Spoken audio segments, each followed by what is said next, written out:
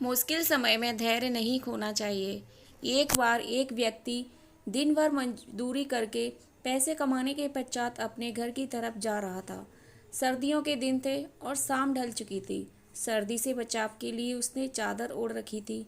उसके इलाके में डाकुओं का बहुत प्रकोप था। अक्सर डाकू लोगों से उनका धन और कीमती सामान लूट कर ले जाते थे। वह व्यक्ति शारीरिक रूप से मजबूत और ताकतवर था। जब वो अपने घर की तरफ जा रहा था, तभी एक डाकू अचानक से उसके सामने आ गया और उसको बंदूक दिखाकर कहने लगा कि जो कुछ भी है तुम्हारे पास मुझे दे दो। उस व्यक्ति ने भांप लिया कि यह डाकू शारीरिक से तो मुझसे कमज़ोर लग रहा है, इसकी असली ताकत इसकी बंदूक में है। अगर किसी तरह मैं इसकी यह ताकत ख़त्म कर दूं, तब ही इससे जीत सकता है। उसने अपने पैसों वाली पोटली निकली और उसे डाकू को देकर रोने गिड़गिड़ाने लगा।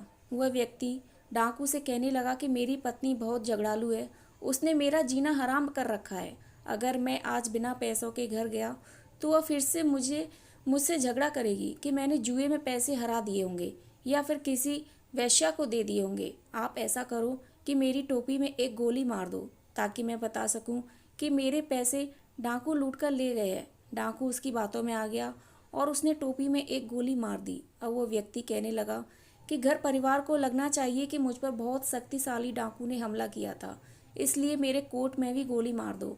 व्यक्ति ने कोट उतारा और डाकू ने उसमें गोली मार दी। जब जैसे ही डाकू जाने लगा, वह व्यक्ति बोला कि आप मेरी एक प्रार्थना और मान लें और मेरी चादर में भी 2-4 गोलियां मार दें। डाकू ने जाने की जल्दी में उसकी वह बात भी मान ली।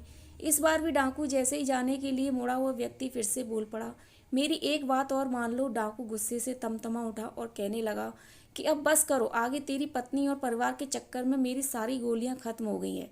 उस व्यक्ति ने जैसे ही यह सुना, उसने तुरंत उस डाकू को दबोच लिया और अपने पैसे वापस छीन लिए।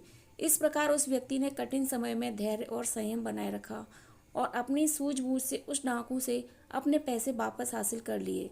इसलिए हमें मुश्किल समय में धैर्य नहीं खोना चाहिए और अपने विवेक से निर्णय लेने चाहिए। जैसे इस व्यक्ति ने जब तक डाकू के हाथ में बंदूक थी तब तक अपने आप को लाचार दिखाता रहा और जैसे ही गोलियां खत्म हुई तब ही उसने अपने शारीरिक बल का प्रयोग किया।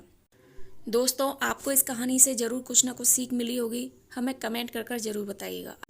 आपको यह कहानी कैसी लगी? अच्छी लगी हो तो वीडियो को लाइक, शेयर एंड सब्सक्राइब करिएगा। धन्यवाद।